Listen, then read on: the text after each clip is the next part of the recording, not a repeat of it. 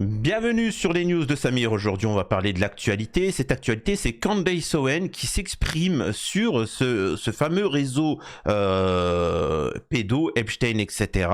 Et apparemment, bien évidemment, bon, c'est su par beaucoup de monde, mais ce serait lié à Amisraël. Hein. Donc, c'est le Mossad qui financerait tout ça. Et au-delà de ça, qui cacherait ces affaires-là. Donc on va voir pourquoi, qu'est-ce qu'il en est et les articles qui commencent à sortir derrière tout ça.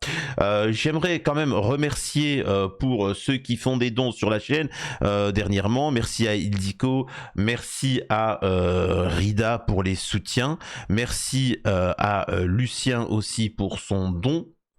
Donc voilà. Alors Rida, pas la peine de t'excuser de pas donner plus. Hein. Encore une fois, vous donner c'est déjà pas mal. Lucien qui dit Samir, force à toi, je te suis depuis longtemps. Je suis palestino-libanais d'origine, chrétien des deux côtés, anglican côté palestinien et melkite ma catholique côté libanais. Content et fier de te soutenir.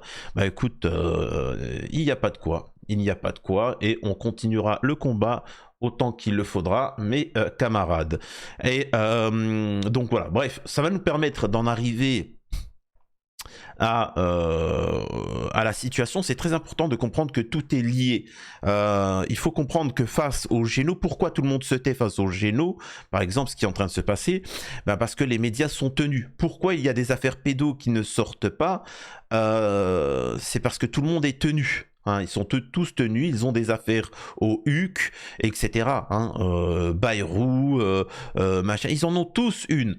Et donc, je rappelle, avant de lire les articles et ainsi de suite, parce qu'apparemment c'est anti-Cébip de dénoncer ça, il y a plusieurs raisons, c'est un moyen de contrôle. Il y en a qui ouvertement pensent que ça va les rendre immortels, certains c'est juste un plaisir de bip des enfants, etc. Donc, mais souvent des États, j'ai bien dit des États, alors on a connu ça, vous savez, comme dans les films, sauf que c'était beaucoup, comment on appelle ça, c'est pas très poussé. Souvent on se dit oui, il y a la fameuse agente secrète qui va payer une fille de joie pour aller se taper un mec et en fait il est marié et oh mon dieu, on va révéler ses photos à ta femme. Sauf que la majeure partie vont dire quoi, mais je m'en balais, que t'inquiète pas. Sauf que la réalité, en fait, ce qu'on vous dit pas, c'est que souvent, ce sont des enfants. C'est-à-dire qu'on révèle le fait qu'il aime des enfants, ou on le piège. Tu vois, on le piège pour, hein, c'est comme ça. Et derrière, ça permet de les faire chanter. Donc pendant des années, on ne dit rien, et ensuite on peut contrôler tout un pays comme ça. Et c'est pour ça qu'il est strictement impossible de critiquer l'État d'Amisraël sur ce sujet-là. Alors avant d'écouter Candace Owen qui s'exprime sur le sujet, on va lire The Time of Amisrael's affaire Epstein. La sphère complotiste anti-Cébip s'agite après les révélations de noms. Milliardaire, juif, pédo. Il s'est ôté la vie, jugé mystérieux. Le profil d'Epstein et les dernières révélations ont réveillé comme rarement la sphère complot anti-Cébip. Un juge de New York a commencé à dévoiler mercredi soir des noms de contacts, de connaissances proches, victimes ou complices présumés du financier américain Jeffrey Epstein, accusé de bip, mais qui s'est ôté la vie mystérieusement en prison en 2019 avant même d'être jugé.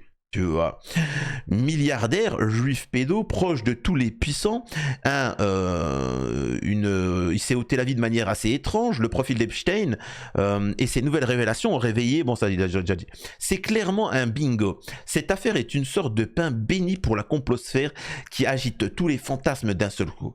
A dépeint auprès de 20 minutes Iris Boyer, secrétaire général de l'ISD, un tic-tang, voilà, moi je ne sais pas trop bien comprendre, on s'en fout. Les faits reprochés à Jeffrey Epstein collent parfaitement à l'un des narratifs du complot, le juif milliardaire qui utilise son pouvoir pour faire le mal, particulièrement du mal aux enfants, a ajouté la spécialiste du complot Marie Pelletier.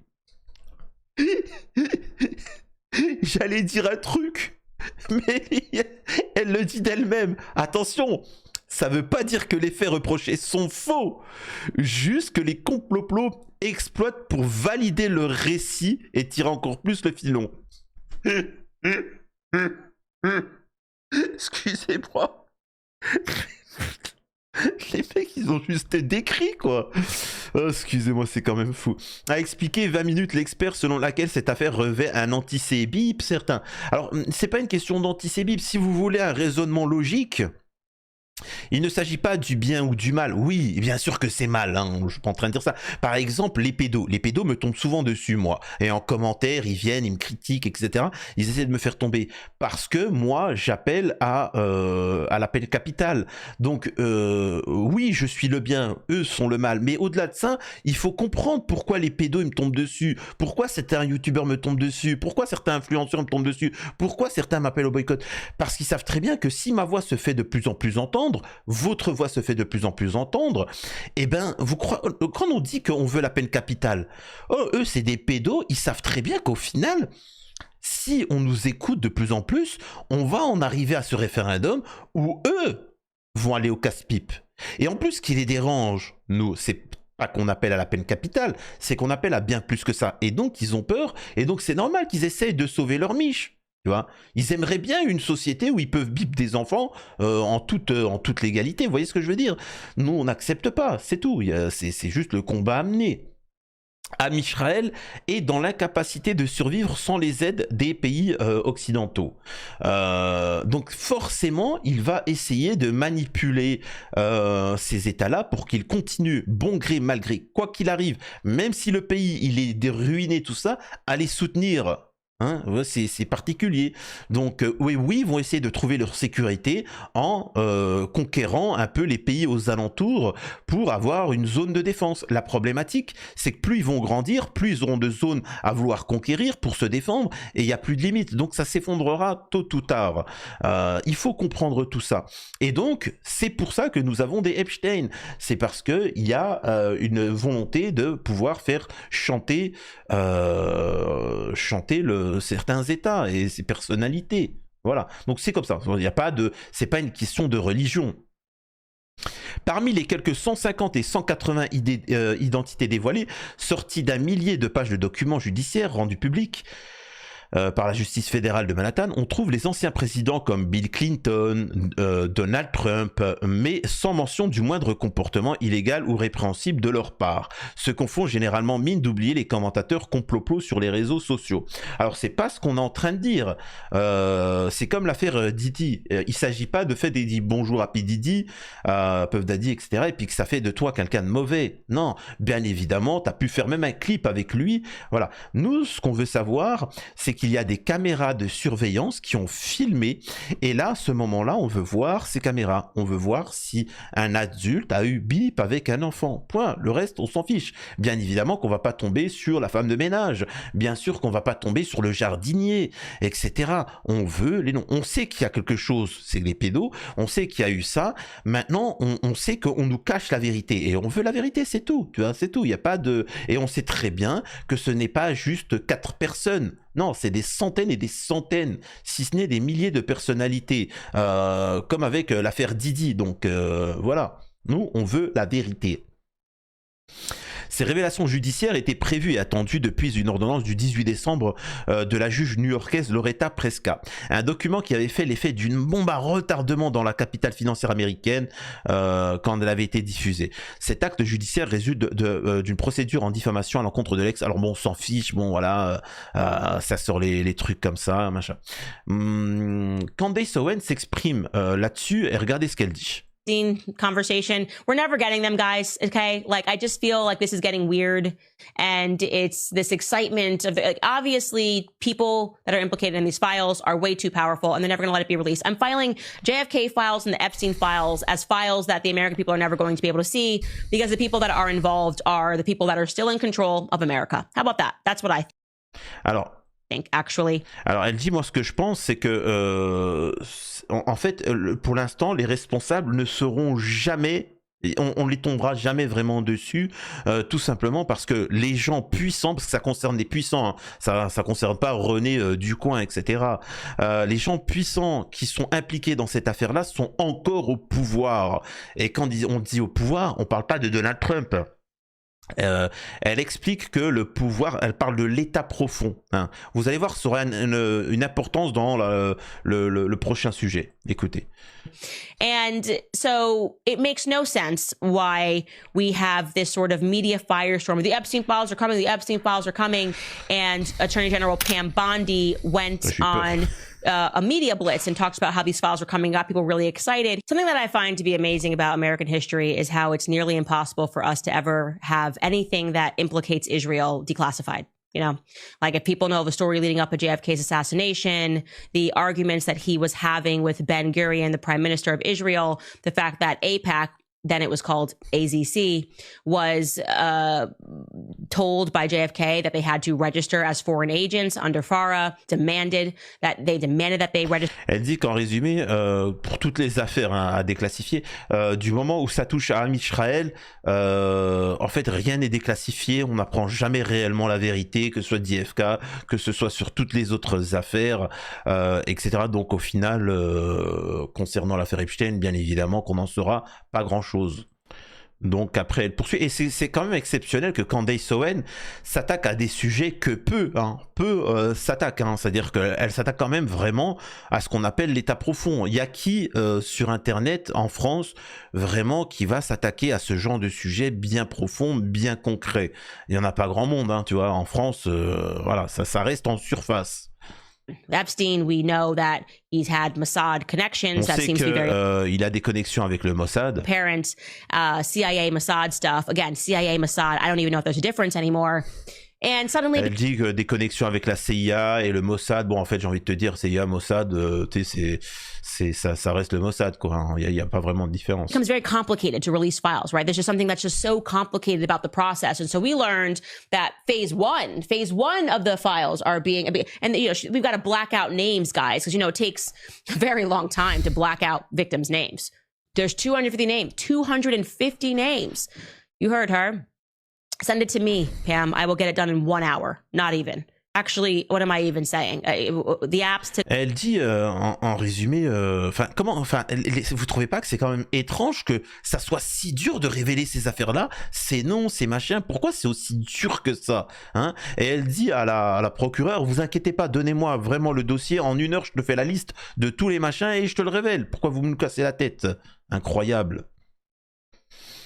Elle poursuit. The apps today, done, blacked out. I can color it. I can do this on Snapchat, Instagram. What do you want? What do you want? I'm just like so tired of the political back forth and pretending, oh, we're definitely going to be transparent. As soon as you know that there's any indication that Israel could be involved, we're not going to be transparent, my friends. Okay. So phase one was a nothing burger. Donc elle dit phase 1, phase 2, il n'y aura rien du tout, phase 3, phase ce que tu veux, il n'y a rien, c'est-à-dire que du moment où ça va être Am Israël qui sera impliqué, on n'avancera pas, rien ne sera révélé, et c'est tout simplement. Qu'elle en a marre de ces politiques qui vous disent on va être transparent, on va sortir tous les dossiers, on va faire ceci ou cela, et à chaque fois il se passe rien, et c'est encore une fois on nous envoie balader, etc. On va voir si l'administration Trump va le faire au final, mais bon, on peut espérer, on verra, hein, mais au moins on avance. J'aimerais parler par rapport à ça, parce que ça peut paraître très simple, mais Vladimir Poutine, vous savez, Vladimir Poutine a fait partie du système tranquillement, et quand on lui a donné le pouvoir, il a pris un certain temps avant de placer certains hommes dans certaines zones d'influence russe, et ensuite il a pris le pouvoir réellement et a dégagé l'état profond russe, hein, la corruption, etc. Donc est-ce que Donald Trump va faire la même chose? C'est pour ça qu'il ne faut pas non plus juger trop vite. Pourquoi je vous dis ça? Regardez ça, vite fait. Le FBI transmet les informations sur 5000 employés qui ont travaillé sur les affaires, par exemple, du 6 janvier au ministère de la Justice de Trump, alors que des agents poursuivent. Alors, 6 janvier, c'est l'affaire du faux tentat, enfin bon, bref. Les responsables du FBI ont accédé aux demandes de fournir au ministère de la Justice des informations sur des milliers d'employés qui ont travaillé sur des enquêtes liées à l'émeute du Capitole américain le 6 janvier 2021, selon des personnes au courant de la situation. Cette demande a provoqué la consternation d'informations parmi les employés du FBI qui craignent qu'elle ne vise à établir une liste de personnes susceptibles d'être licenciées par l'administration Trump. Dans une note de service datée de vendredi intitulée Cessation de fonction, le procureur général adjoint par intérim, Emil Bove, avait donné aux responsables du FBI jusqu'à mardi midi pour soumettre les informations sur des milliers d'agents. Plus de 5000 informations sur les employés ont été transmises, notamment leur numéro d'identification, leur titre de poste, blablabla, blablabla, blablabla, blablabla. On s'en fout, ça m'intéresse pas. Mais en fait, ce qu'il faut comprendre de tout l'article, c'est que là, Donald Trump, il est en train de gentiment gagner du temps et en virant tous les traîtres. C'est comme ça qu'il fait, c'est-à-dire qu'il faut bien que vous compreniez qu'il n'a pas tous les pouvoirs. Les traîtres, ils sont toujours là. Et en fait, ce qu'il est en train de faire, c'est petit à petit virer tous les traîtres à la nation américaine, ce qu'on appelle l'État profond, tous ceux qui participent, il est en train de les virer un à un. Et une fois qu'il les aura tous virés, là, il aura les pleins pouvoirs. En tout cas, c'est comme ça que j'analyse la chose. Donald Trump peut faire partie lui-même de l'État profond. On verra, moi, j'y crois pas. Mais là, il est en train de faire le nettoyage. Une fois qu'il aura fait le nettoyage, là, il pourra tomber sur l'État profond qui est Am Israël. Mais à l'heure actuelle, il est toujours tenu. Il est toujours tenu. Et les traîtres sont encore dans le poulailler. Le loup est encore dans le poulailler. Et c'est pourquoi ils ont tenté d'éliminer Trump, et c'est pour ça que mondialement, les populations sont arrivées à bout et veulent se révolter et souhaitent le retour au pouvoir de leur propre pays.